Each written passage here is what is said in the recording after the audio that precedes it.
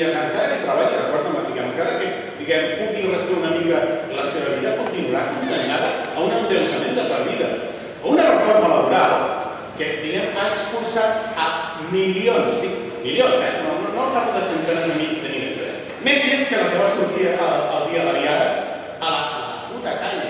És una cosa que això ens hem de recordar. Jo no soy tonto. Hem de recordar que hi ha hagut polítiques tòxiques que han omplert de pobresa les nostres escoles. I això ho hem de tenir en compte per al dia 27. És una cosa que no hem d'oblidar. I beques menjador, ara seré molt provocador. Jo estic en contra de les beques menjador. Estic a favor del menjador universal i gratuït. Bàsicament per una qüestió bàsica. Jo suposo que pot llegir als meus alumnes Toni Juny, que és un dels grans historiadors de l'estat del benestar. I explica precisament que al moment en el qual les societats europees comencen a deixar de confiar en l'estat del benestar és a partir del moment en el qual allò que és un dret universal ho fas del dret d'uns, que normalment són els més pobres.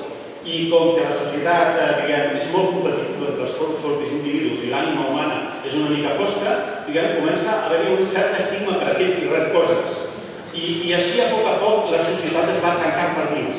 De manera que jo soc partidari del menjador universal a les escoles, no vull que no es quedi, però només amb la universalització dels drets és possible mantenir la cohesió.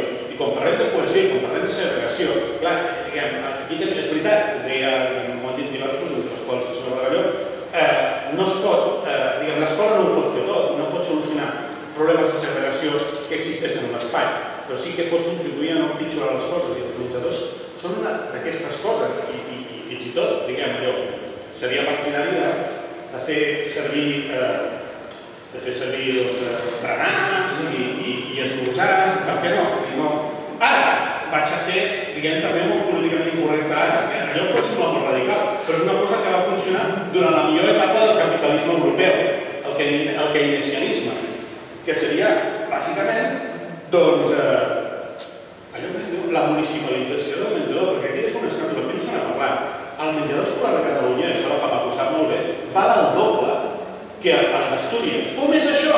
Doncs perquè s'ha privatitzat i està en mans d'unes multinacionals, entre les quals, algunes de les quals, del Xers, perquè el senyor Bagó és un senyor que està imputat per múltiples casos de corrupció i està molt vinculat a la sanitat privada i als escàndols de la sanitat privada, i això, qualsevol persona que hagi treballat en una escola sap perfectament els mandonejos, perquè una cosa, no hi ha corrupció sense privatització i no hi ha privatització sense corrupció.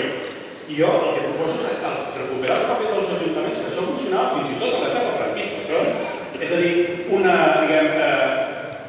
cuineres o cuiners que tinguin cuina en una escola o en un institut, que es dediquin a cuinar, a comprar productes de proximitat i un equip de monitors que siguin fixes, que estiguin ben pagats, que tinguin un salari digne, i això són jaciments d'ocupació. Ara ve la pregunta, i això qui ho paga? Doncs a veure, la CUP té claríssim, nosaltres som partidaris de no caire a Sabrera, però de sortir de la Unió Europea, bàsicament perquè tindríem autonomia plena per prendre les nostres pròpies decisions i, evidentment, sortir-nos de l'euro perquè tindríem un banc central, com a país independent, que podria establir les seves pròpies polítiques monetàries. Això, si voleu un exemple concret, Islàndia. Islàndia que va decidir deixar de pagar el deute bancari i s'ho van haver d'empassar amb patates a l'imperi britànic i Holanda, poca broma, Islàndia és una idea de 300.000 habitants, vull dir que la seva força política és, com a mínim, 20 vegades inferior a la de Catalunya. Pas que són gent molt decidida i molt avantada. Ho sé, ja descobrirem que ara no es podrà queixar de la seva flexibilitat.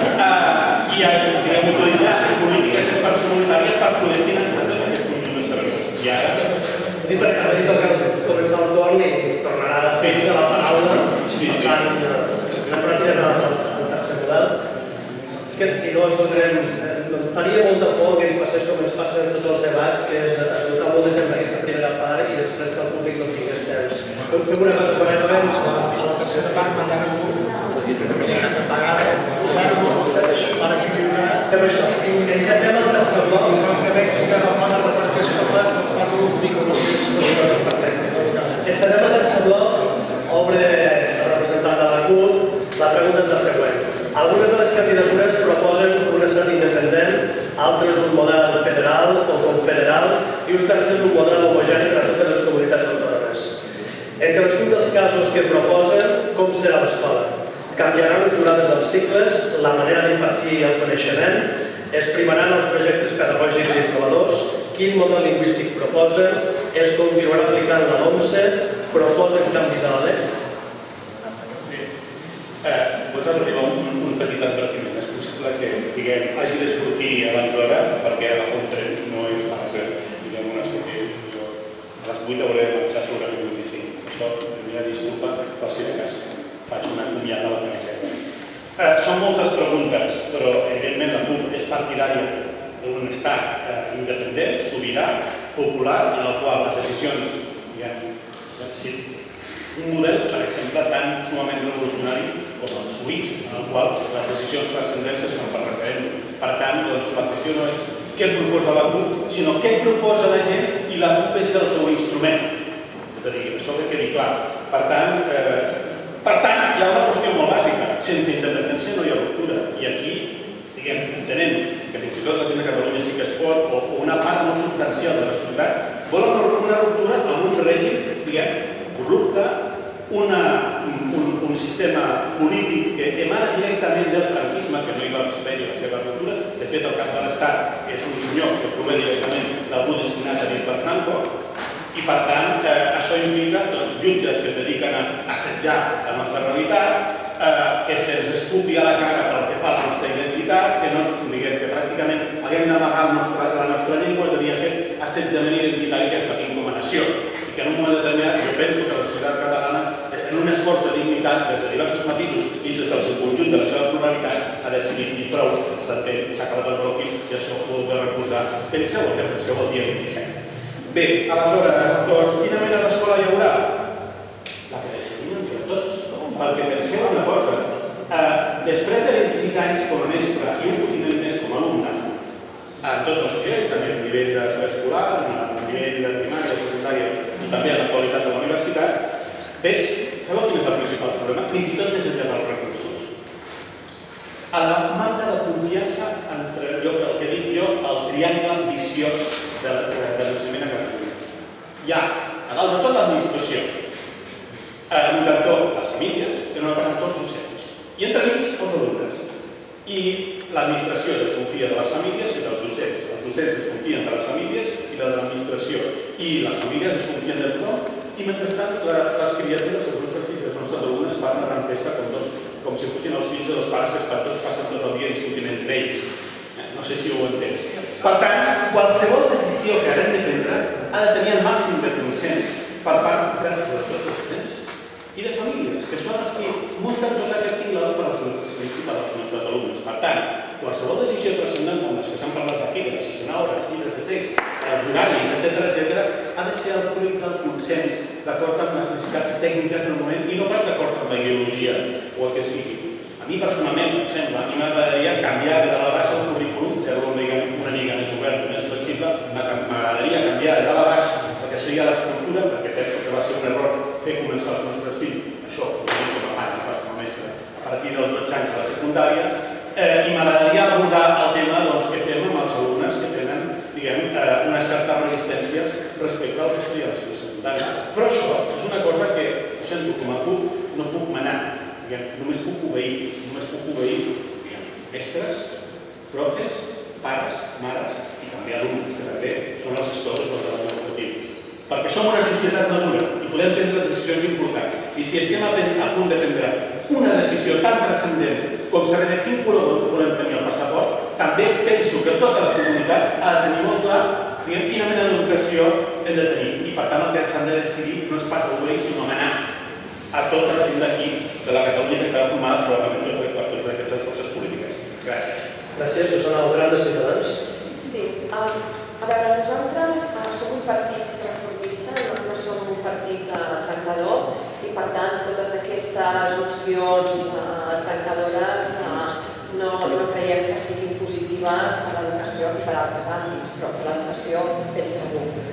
Aleshores, en aquest sentit, és un problema a l'hora que l'educació tingui recursos, no és només un problema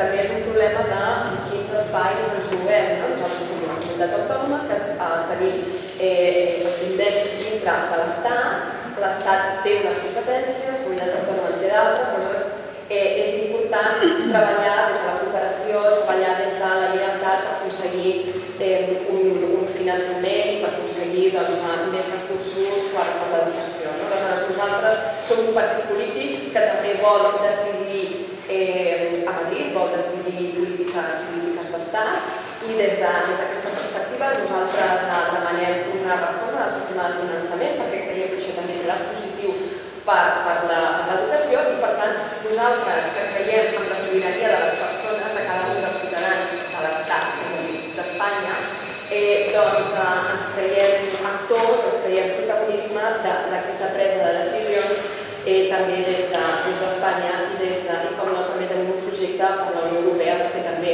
l'educació, també algunes orientacions ens venen de la Unió Europea i nosaltres també volem ser allà per canviar-les.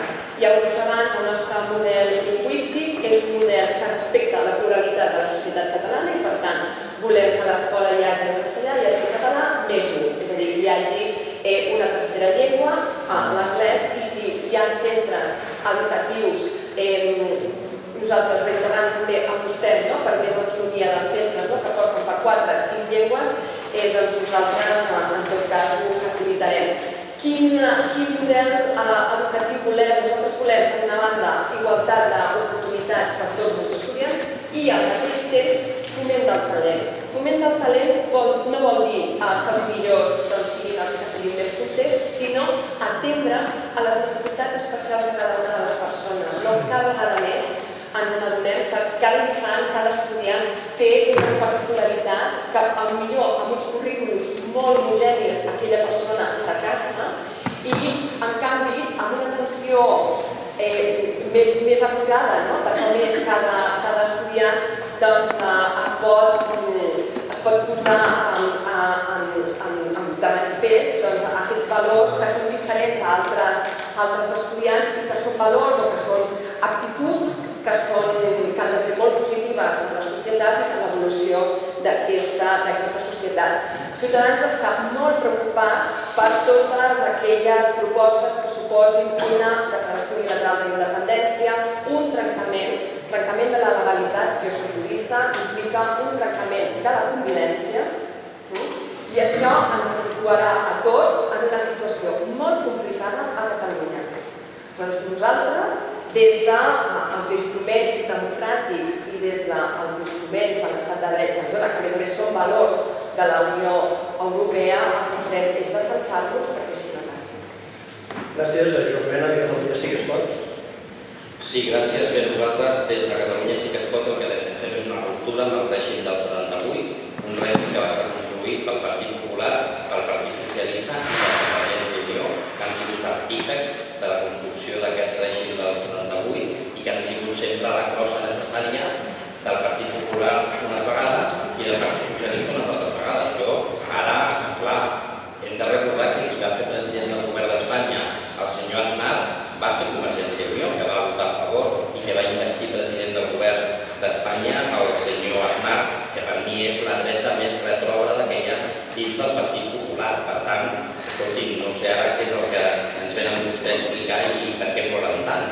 El que defensem des de Catalunya Sí que es pot és un procés constituent autònom, i autònom vol dir que es faci des de Catalunya.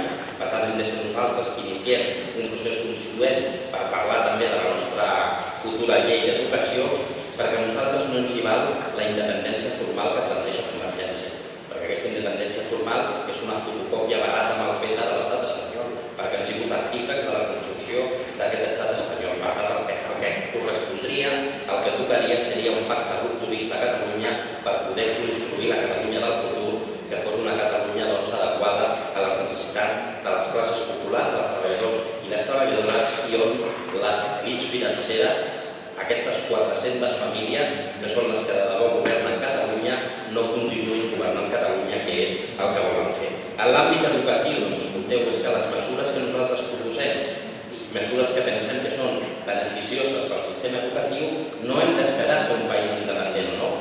Per eliminar els concerts de les escoles sexistes, no hem d'esperar a ser un estat independent. Demà mateix la consellera Rigau fa un decret i s'eliminen els concerts de les escoles sexistes i es garanteix la construcció de 30 escoles públiques a Catalunya. I això no hem d'esperar a tenir un estat independent o no tenir-lo. Per tant, no facin vostès servir com a excusa la il·lusió legítima que tenen milions de catalans de cercar un estat independent quan vostès han aplicat polítiques de retallades, d'austeritat, polítiques neoliberals disfressades sota aquest mantra. Per tant, què proposem des de Catalunya sí que es pot?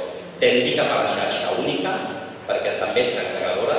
El triple model educatiu que tenim a Catalunya és un model segregador. Moltes vegades, quan ens parlen de les grandeses del model educatiu de Finlàndia, que són els millors en les proves PISA, i a mi no m'agraden aquestes proves, però sempre ens amaguen les condicions laborals del professorat en aquell país. Sempre ens amaguen que ja hi ha el 98,8% d'escola pública, l'1,2% d'escola privada i no existeix l'escola concertada. Per tant, en aquestes dades també ens hem de fixar quan mirem en aquests països que són model. Sempre hem defensat, i la senyora Cuevas ho sap, perquè el nostre grup ha sigut molt actiu en aquesta legislatura, que es desplegui d'una vegada per totes els instituts escola a Catalunya perquè ho permet la LEC. No cal esperar a ser un estat independent. Això garantiria la transició entre primària i secundària, donaria molta més seguretat a les famílies, perquè saben que inicia l'etapa primària en un centre i l'acaben en el mateix centre a secundària, però clar, és un element de competitivitat entre l'escola pública i l'escola concertada. Per tant, totes les escoles concertades són instituts escola, gairebé totes, i molt poquetes escoles públiques són instituts escoles. Per tant, aquesta és una mesura que defensem des de Catalunya sí que es pot. Gestió democràtica, per tant, no val el decret de plantilles, no val el decret de direcció, no val asfixiar les AMPAs i acabar relegant-les amb un paper poc democràtic dins de l'aula, revertir les retallades per aconseguir aquest 6%. Nosaltres proposem també l'obertura d'un procés el més ampli i eficaç possible per aconseguir una nova llei d'educació de Catalunya que garanteixi el caràcter de servei, de titularitat i de gestió pública de l'educació, atenent-se per suposat als principis d'inclusió, d'equitat, d'igualtat i de qualitat. Defensem la baixada de les ràtios. Jo crec que la davallada demogràfica que de debò existeix ha estat una oportunitat perduda per millorar la nostra qualitat educativa i, evidentment, defensem el català com a llengua vehicular. Si em permets 30 segons. 15. Intentaré, jo sempre em poso d'exemple per no posar ningú més. Jo soc fill de pares andalusos que van venir de Granada a la immigració dels anys 60 i si avui puc ser competent en llengua catalana és gràcies al sistema d'immersió lingüística.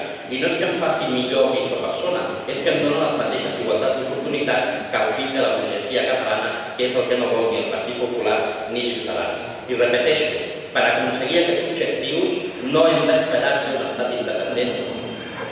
Xavier Güell, Aviam, el moderador ha començat fent una sèrie de preguntes que tenien un caire més polític, perquè el federalisme, etc. Faig un pot intentant contestar una miqueta tot, no? Igual que abans de baixar de Berga cap aquí m'he mirat el programa electoral de les dues úniques pàgines de Junts pel Sí, m'he ficat a internet, he mirat el de la CUP i a Berga hi ha una organització que diu ojo, perquè clar, diu, escolti, a la pàgina 13, ni Unió Europea, ni euro, ni no sé què, tal, directament tot no. Ni euro, ni euro, això teniu escrit, pàgina 13, m'he quedat, que dius, ojo, i sols us heu d'ajuntar i veig. Ja us ho explicareu, a veure el pot que farem, pàgina 13, ni euro, m'he quedat, allò que dius, a veure, diem, ojo, però ho farem, continuem, ho deixo anar aquí, però m'he quedat, allò que dius, respectant-ho tot, evidentment, però he pensat, carai, això ho promet, Escolteu, a mi, fa 2 mesos em van encarregar la gent, em van dir, escolta, güey, tu que toques de peus a terra, redacta una miqueta les pors d'educació que estàs a la trinxera, aquest tipus de trinxera. Escolteu, abans d'entrar aquí una pancarta aquí fora de la FAPAC que deia per una educació pública de qualitat, està escrit aquí penjat en aquí fora, i hem anat, si aneu al programa electoral de Unió, escolti, tant l'escola concertada com una escola pública de qualitat, està escrit les dues coses. I tant és així que estem a favor de l'escola concertada, perquè escoles concertades que abans professionals ho fan bé, lluiten i tenen bons projectes i amb pitjor condició laboral. Hi ha escoles que penquen i s'ho han guanyat. Torno a repetir, Unió està a favor d'uns concerts que no es mateixos que les escoles per un altre, està escrit. Hi ha escoles ben concertades que Déu-n'hi-do bé que ho fan. I el personal treballador allà que ens clients és boníssim. Per tant, no anem tot allò de dir tot eliminem-ho tot. Home, aviam, la vida amb els mitjos i climatisme. I potser com hem dit escola pública, perquè hi creiem, perquè hi ha un model que els pares tenen dret d'escollir un com l'altre i els dos han de ser bons. Quan hem dit escola pública, ens vam posar en contacte amb l'associació Àxia de directors de l'escola pública i hem fet nostres tot el seu plantejament d'escola pública i direcció pública, perquè és potent. De la mateixa manera que defensem un model, també defensem l'altre i ho tenim escrit al nostre programa, en el programa electoral. Dues cosetes educats de peus a terra, també. L'escola pública. No hi ha dret que l'escola pública tardin 6 dies a substituir un professor. Però de la mateixa manera que l'escola concertada no paga el substitut al sencer dia. Tant una cosa com l'altra. Repeteixo, 6 dies en un institut que fan anar de corcoll a tot el claustre, ho sabeu tots vosaltres, i a l'escola concertada 16 dies a pagar. Ni una ni l'altra, perquè escoles concertades també es mereixen el mateix igual que l'escola pública. Això és tocar de peus a terra. Dic una coseta sempre important. En aquest país, hauríem de revisar les llicenciatures de mestres. Poso un exemple que ho he trobat. Nena, acaba quart d'ESO, agafa bat, fa humanitats, no veu mates, comença la carrera de magisteri. Mates, pedagogia, però de mates no té res idea. Acaba la carrera de magisteri, se'n va a primària i ensenya mates. Jo penso, he tingut a classe, mare de Déu, senyor, que patirem. Això és tocar de la terra. Pots ser mestre en aquest país, haver d'aprovar les mates de quart d'ESO un 5 quan tenies 15 anys i mig. Poder que comencem a dignificar i parlar perquè els futurs mestres són els futurs que ens educaran. Fem una revisió i penso que en aquest país hem de plantejar. Per moltes vegades plantegem els llibres i plantegem una figura del mestre com pot ser la dignificació tal, i llenço un cabo, dic algun barbejo, un cabo a la ciutadància de la pública, que això ho té molt ben estudiat. I acabo amb un barbejo i dic, ojo, he dit allò que ajuntar-nos de la CUP, amb tot això, amb Junts pel Sí. I tinc me'n vaig a Ciutadans un cap del PP. Escolteu, família, us dic ara què? Déu-n'hi-do l'embolic que heu fet una immersió lingüística. No n'hi havia apartat. No n'hi havia apartat. Que tenia cap trauma psicològic. I us ho diu un que té el Catalunya Interior. No n'hi havia apartat. No esperem tant el galliner perquè no cap trauma psicològic en aquest país d'una immersió lingüística. I a mi l'únic que em sap greu és que els nens han pujat una cultura dels embolics a les escoles, de no sé què, de no sé quantos. Ha sigut pitjor la conseqüència dels nens de l'embolic de la immersió lingüística del que no n'hi ha per tant. I si més no haver dedicat els esforços a defensar altres coses que valien més la pena que una immersió lingüística. Penso, jo, mirat des de Unió Democràtica. Gràcies. Torna a la José García del Partit Popular. Gracias. Bueno, hablando de modelo, cuando nos planteaba las alternativas, yo creo que hay uno que no hemos mencionado, que es el que tenemos, el que es legal y el que nosotros defendemos. Es que hay una legislación básica común y luego que la gestión del sistema educativo está absolutamente descentralizada. Y cada comunidad, respetando esa legislación básica común, que como digo es básica, no es exhaustiva, pues decida qué colegios pone, dónde pone, una parte del currículo, decida los profesores que se contratan.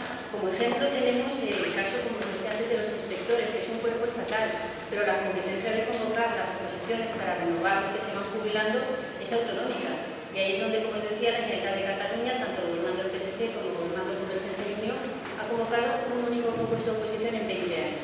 Por lo cual, siendo un cuerpo estatal, vemos el nivel de descentralización de la gestión que hay, que incluso esto está en manos de la Generalitat, que se ha gestionado de esta manera. Por lo cual es un sistema mixto, donde hay una legislación básica estatal común a toda España y que ha permitido, por ejemplo, este sistema descentralizado que durante los años en que ha estado vigente el modelo LOPS-LOE del Partido Socialista, pues unas comunidades aplicaran a rajatabla el modelo como han sido Andalucía y Extremadura y tengan las tasas de fracaso escolar y de resultados en pruebas PISA más bajas de España, y otras comunidades como Madrid, gobernado por el Partido Popular en la época de Jan Aguirre, que tendrá muchos defectos y no nos para simpatizar mucha gente, pues sí, pero que hizo una buena gestión educativa y consiguió que la Comunidad de Madrid pues pasara de unos niveles medios a unos niveles diferentes en los resultados de PISA. Estos son los resultados de PISA, pues digo, aparte de las simpatías personales, están los hechos. Los hechos son que la gestión descentralizada del modelo común permite ahondar en el modelo común o hacer un modelo alternativo según las políticas que cada comunidad quiera aplicar. Ese es el modelo que nosotros defendemos. Desde el 90 hay otro mantra, que es que cada gobierno que llega cambia la ley. Eso no es verdad. Desde el 90, el único modelo que ha estado vigente y aplicándose en España como legislación básica ha sido el modelo LOCSE-LOE, que han sido dos leyes sucesivas del Partido Socialista. El Partido Popular aprobó la ley de paridad, pero no llegó a aplicarse. En el 2004 la dejó Zapatero recién aprobada y ahora se ha aprobado la LOMCE. O sea, es la primera vez que el Partido Popular ha aprobado una ley. Lógicamente, a mí me gusta defender la estabilidad legislativa, de la misma manera que el Partido Popular ha respetado el modelo LOCSE-LOE como normativa básica durante los 8 años que gobernó Aznar, pues ahora me gustaría que también se respetara el modelo LOCSE, porque dicen que un cambio legislativo necesita 5 años para ver si efectivamente es positivo. Escuela inclusiva. Es fundamental que la escuela sea inclusiva y que sea una escuela de igualdad de oportunidades. Nosotros aquí estamos más que por fomentar las escuelas de educación especial, como ha dicho un compañero, no sé si ha sido tú. Nosotros estamos por fomentar la escuela inclusiva, que es que los niños con necesidades educativas especiales se pueden escolarizar en una escuela ordinaria con los recursos necesarios por los que lógicamente necesitan un apoyo adicional. Estos recursos creemos que precisamente son las escuelas de educación especial los que tienen los profesionales más preparados. Sería establecer unos conciertos con estas escuelas especiales para que estos profesionales se trasladen a las escuelas ordinarias, y eso creemos que es un modelo verdaderamente inclusivo. Hay que luchar contra el fracaso escolar. Tenemos el doble de la Unión Europea. El abandono solo nos supera Malta. Empieza en 2012, Cataluña sale en la media de España, pero muy lejos de las comunidades punteras, que son La Rioja, que es Madrid. ¿Y sabéis por qué? Porque aunque los resultados no son buenos, como hay comunidades con resultados muy malos, con la experiencia tiran de la media para abajo. No se corresponden los resultados de Cataluña quizá con el nivel socioeconómico que hay en Cataluña. Tendríamos que estar muy por encima. Y además está demostrado que la tasa de paro es más alta entre aquellos colectivos con un nivel de estudios más bajos, con lo cual necesitamos recuperar la calidad de la educación, de la enseñanza pública. Yo me acuerdo cuando era pequeña que lo que tenía prestigio para el profesor de la clase era la escuela pública, y la enseñanza pública es lo que tenía el prestigio, la escuela pública, el instituto público y la universidad pública. Y ahora parece que las cosas se estén invirtiendo. A mí me parece terriblemente injusto, porque eso es precisamente perjudicar a las personas que tienen menos recursos. En el tema de la lengua voy a hacer solo una cosa. Yo me he traído aquí la ley de normalización del 83 y la ley de política lingüística del 98. Y sin entrar a leer los artículos, sí que se habla de que los niños durante la primera enseñanza, que es hasta segundo, tercero y primaria, hasta los 8 años, tienen derecho a ser educados en su lengua habitual, sea catalán o castellano. Y también habla de un modelo que se llama conjunción lingüística. Este es el modelo que es legal en Cataluña. La inversión lingüística no aparece en ningún documento, ni siquiera en la ley. No se habla de inversión lingüística, se habla de estrategias de inversión que se aplicarán donde haga falta reforzar y potenciar el conocimiento del catalán, cosa que nosotros apoyamos, pero sin excluir el castellano. Nosotros tenemos el modelo catalán, es el modelo de conjunción lingüística. Conjunción significa que las dos lenguas participan en la enseñanza, con un mínimo de una asignatura que no sea lingüística cada una, y con libertad de cada centro según la realidad sociolingüística de la zona, para que el resto de las asignaturas pues sean más en catalán o más en castellano. Esta es la autonomía y la libertad de los centros. Que, por ejemplo, me imagino en Badalona, que hay una preponderancia de gente que habla castellano, pues haya una asignatura en castellano y todas las demás sean en catalán. Y, por ejemplo, en otras zonas de la Cataluña interior como Bañolas, donde yo vivo, y hay una preponderancia ya del conocimiento y del uso con toda normalidad y de toda la vida del catalán, pues a lo mejor hay que reforzar la presencia del castellano. Y, por supuesto, sin renunciar al modelo trilingüe, que está muy bien de Ciudadanos, por ejemplo. El Partido Popular en su programa electoral antes de que Ciudadanos existiera, que es el trilingüismo. ¿Por qué? Porque nosotros lo que queremos es que el modelo de la escuela privada y la escuela concertada, la escuela privada donde precisamente se educan los hijos de los líderes políticos que tanto defienden la imposición del catalán a todo el mundo, ese modelo trilingüe equilibrado se aplique a todo el mundo. Y los padres, como les he dicho al principio, puedan elegir con libertad, ir a un colegio donde todo sea en catalán, ir a un colegio donde se da una parte catalán en castellano, y a un colegio donde se da la mayoría de las asignaturas en inglés. Una asignatura en catalán o en castellano como mínimo obligatorio por ley, que es lo que dice la ley catalana, y que no me lo estoy inventando, que esto es la conjunción lingüística. Ya sé que en un paper